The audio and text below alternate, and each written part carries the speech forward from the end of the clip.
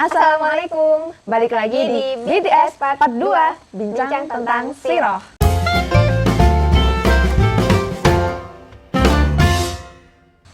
Nah, akhirnya kita punya nama program ya, BTS Bincang Tentang Siroh gitu ya. Dan hari ini itu bertepatan dengan Hari Sumpah Pemuda, tanggal 28 Oktober.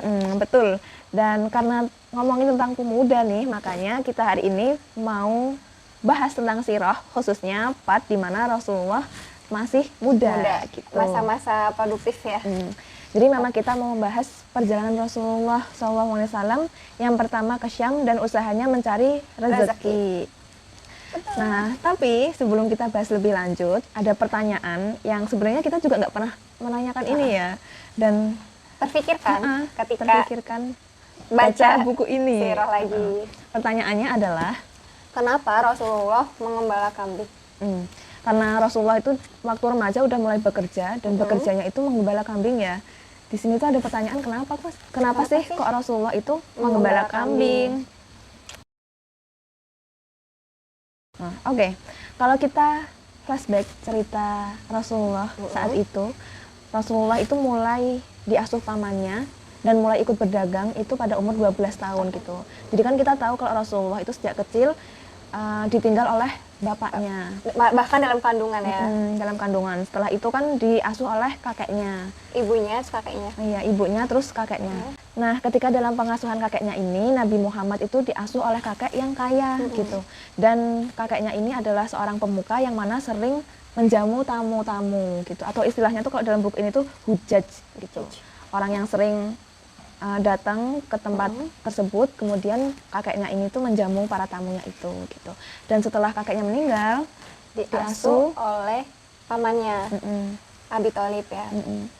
Yang mana pada saat itu juga kondisi perekonomian ya mungkin ya. Jadi pamannya Rasulullah itu bukan paman yang kaya gitu, bahkan disebutkan kalau Abu Thalib itu adalah anak termiskin dari Abdul Muthalib.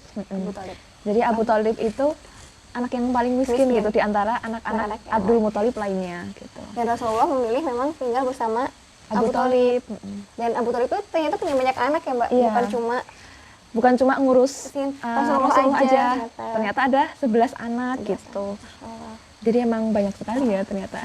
Dan karena itu juga Rasulullah tidak ingin menambah beban pamannya. Ketika sudah menginjak usia mampu bekerja, Rasulullah itu segera bekerja. Dengan tadi pertama ikut dagang ke Syam.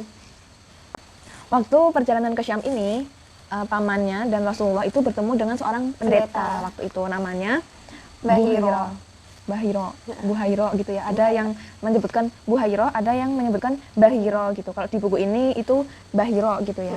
Ketemu pendeta yang namanya Bahiro. Nah, pada saat itu gimana ya? Terjadi perbincangan gitu antara Bahiro dengan Abu Thalib, itu pamannya Nabi. Kalau bahasanya kita tuh gini ya, Mbak, mungkin ya bahasa kita tuh mengartikan itu tuh siapa gitu. Terus dijawab tuh sama Abu Thalib kalau dia itu anakku kayak gitu. Terus pendetanya karena jawab. Pendeta ini tahu ciri-ciri kenabian dan di Injil pun ternyata disebutkan, itu tuh menjawab intinya ini harusnya bukan anakmu gitu. Sebenarnya apa sih yang terjadi sama ayahnya anak ini? Kemudian Abu Thalib menjelaskan bahwasanya dia adalah berarti keponakan ya, keponakannya karena ayahnya meninggal sejak dalam kandungan. Terus pendetanya tuh bilang, oh iya benar apa yang kamu sampaikan gitu. Artinya apa, kayak cocok lah gitu, kayak apa yang diinformasikan oleh Allah gitu ya.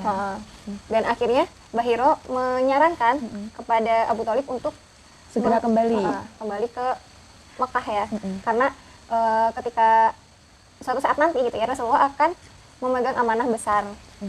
Akhirnya pasca kejadian ini Rasulullah itu mulai menggembala kambing di Mekah sana. Jadi Rasulullah menggembalakan kambing penduduk-penduduk Mekah gitu. Dan penduduk Mekah itu memang percaya kepada Rasulullah karena memang sejak kecil beliau itu adalah orang yang jujur gitu. Seiring bertambahnya usia, makin banyak harta-harta selain kambing yang dititipkan kepada Rasulullah untuk disimpan atau untuk intinya kayak sebagai tempat disimpan dulu kayak gitu.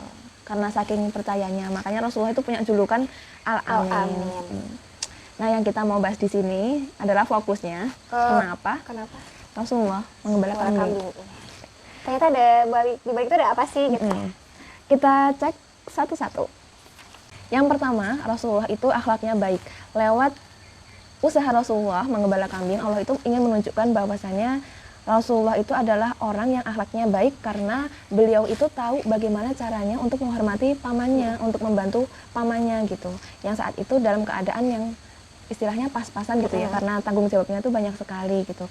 Ini tuh sebagai bentuk syukur kepada pamannya yang telah merawatnya selama ini, selama beliau ditinggal gitu ya oleh bapaknya, oleh ibunya, oleh kakeknya gitu. Jadi bentuk ungkapan syukur Nabi atas pamannya yang telah merawatnya. Dan ini memang merupakan salah satu bentuk apa ya, kecerdasan kita bersosial ya. Kayaknya memang kita harus memiliki rasa itu dalam berinteraksi sosial gitu. Kalau zaman sekarang tuh ada istilah generasi sandwich gitu ya. Tapi yang dimaksud di sini tuh bukan generasi sandwich ini. Kalau generasi sandwich kan lebih kepada anak itu kayak dipaksa untuk berutang budi atau membalas budinya orang tua gitu ya. Dan paksaan itu tuh menyebabkan anaknya tuh tertekan kayak gitu. Iya. Benar-benar.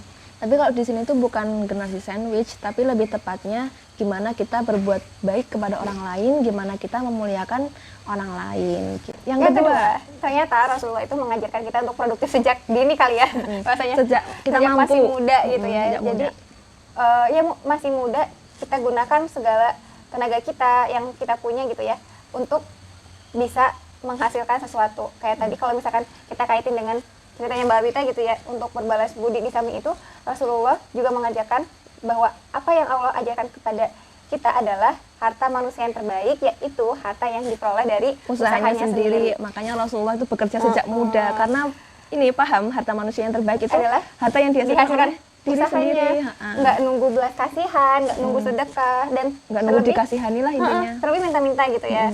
Jadi ini tuh jadi reminder gitu ya buat kita yang masih muda, selagi kita bisa, selagi kita masih dikasih nafas dan kita punya tenaga minimal ya, karena kekuatan kita gitu ya, kalau misalkan harta belum punya, ilmu aduh kayaknya masih kurang banget gitu, terus ada 4 gitu ya, dan salah satunya adalah tenaga. Nah ketika kita punya tenaga ini, kita harus maksimalkan apa yang bisa kita perbuat. Kalau misalnya kita mau menghasilkan uang, berarti kita harus bekerja gitu. Dan Rasulullah udah mengajarkan ini gitu. Dan misalnya memang kita membutuhkan itu ya, kita harus berusaha. Kayaknya ini lebih ke apapun ya. Kalau misalnya konteksnya kita sekarang di usia segini kan masa-masanya untuk menuntut ilmu gitu ya. Ya kita berusaha untuk menuntut ilmu itu. Gimana caranya agar kita dapat ilmu itu dan kita emang benar-benar maksimal gitu ya. Ada usaha yang kita keluarkan gitu, nggak cuma sekedar ya udah aku berangkat selesai itu, tapi ada usaha yang dikeluarkan, insya Allah tambah berkah gitu ya. Amin. Ini mukaku udah cerah apa ini? Lighting alami. Jadi pada intinya di poin yang kedua adalah Rasulullah itu mengajarkan kita untuk selalu produktif gitu ya, untuk tidak menuruti kemalasan. Iya benar. Jadi, ada suatu apa namanya? Kemarin kita dapat insight gitu ya, kemalasan itu seperti akar. Ternyata bukan iman aja yang kayak akar ya, ternyata kemalasan itu juga seperti akar. Semakin akarnya itu menghujam ke dalam, maka semakin kuat. Kemalasan kita tuh semakin kuat. Makanya sebelum itu terjadi, segeralah dicabut gitu. Jadi kita harus selalu be produktif.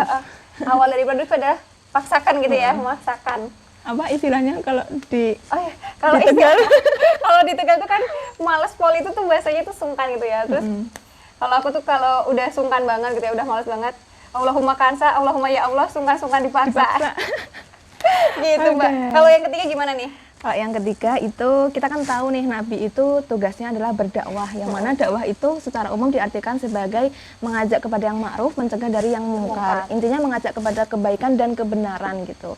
Dan itu memang tugas, bukan cuma tugasnya Rasul ya, tapi memang tugas kita sebagai umat Islam gitu. Kalau di dalam surat Ali Imran itu kan dijelaskan, kuntum khaira ummatin ukhrijat linnasi ta'muruna bil ma'ruf wa tanhauna 'anil munkar wa tu'minuna billah. Artinya kamu umat Islam adalah umat yang terbaik yang diciptakan Allah untuk manusia, karena kamu menyeru kepada kebaikan, amar ma'ruf, terus mencegah dari kemungkaran dan beriman kepada Allah. Jadi itu tugas kita itu berdakwah. Dan di sini kenapa Rasulullah itu bekerja sejak dini gitu. Jadi ketika beliau nanti sudah mengemban amanah, penghasilan beliau itu tidak dihasilkan dari dakwahnya itu, tapi memang dari usaha beliau untuk bekerja. Artinya apa? Dakwah itu membutuhkan niat yang murni gitu. Jangan sampai kita menggantungkan penghasilan kita dari kegiatan berdakwah, yang mana berdakwah itu memang kewajiban kita gitu.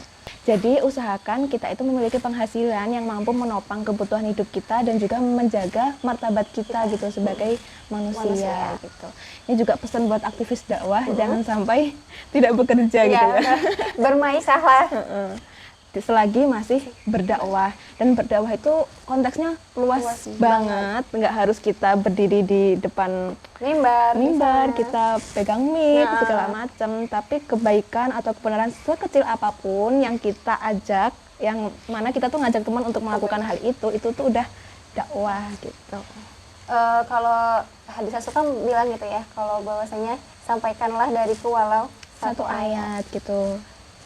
Dan itu juga disesuaikan dengan kapabilitas kita gitu ya. Kalau kita kan disuruh kayak ustadz atau ulama juga belum ya, mencapai masih jauh kesana. banget sampai ke sana. Mungkin nggak ada seujung kukunya bahkan. Udah paling kecil-kecil banget lah. Ya tapi intinya kita selalu berproses gitu ya, berproses dalam kebaikan dan juga mengajak kepada kebaikan. Syukur-syukur kalau kebaikan itu akhirnya meluas gitu kan, jadi masya Allah sekali. Kalau istilahnya itu MLM kebaikan gitu ya. Gitu. Kalau misalnya kita bisa ngajak orang berbuat baik, kemudian dia itu mengajakkan lagi ke orang lain. Nah kan pahalanya nggak sampai dia doang gitu ya, Mbak, tapi sampai ke kita. Gitu. Gitu. Nah itu dia pembahasan kita hari ini ya, Nov. Alhamdulillah. Dan buat kamu yang belum nonton part satunya, bisa nonton di sini. Jangan lupa untuk nonton video lainnya dan juga dukung dengan subscribe, like dan komen. See you next time. Bye. Assalamualaikum.